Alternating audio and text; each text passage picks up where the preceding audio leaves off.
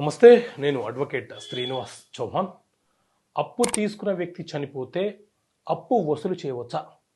So మిత్రులారా, మన దేశంలో సివిల్ ప్రొసీజర్ కోడ్ అనే చట్టం ఉంటుంది. ఈ సిపిసి చట్టంలో మనకు 158 సెక్షన్స్ ఉంటాయి.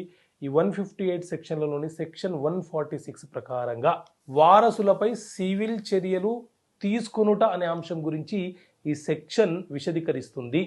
అయితే ఎవరైతే అప్పు తీసుకున్నాడో ఆ వ్యక్తి కనుక మరణిస్తే అతని యొక్క వారసుల మీద అప్పిచ్చిన వ్యక్తి న్యాయస్థానములో కేసు ఫైలు చేసి అతనికి రావాల్సినటువంటి బాకీని వడ్డీతో సహా వసూలు చేయవచ్చు.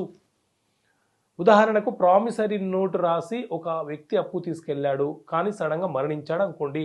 అప్పుడు ఆ చనిపోయిన వ్యక్తి యొక్క వారసులు ఎవరైతే ఉన్నారో వారి మీద అప్పిచ్చిన వ్యక్తి కేసు ఫైల్ చేసి తనకు రావాల్సినటువంటి బాకీని వసూలు చేయవచ్చు.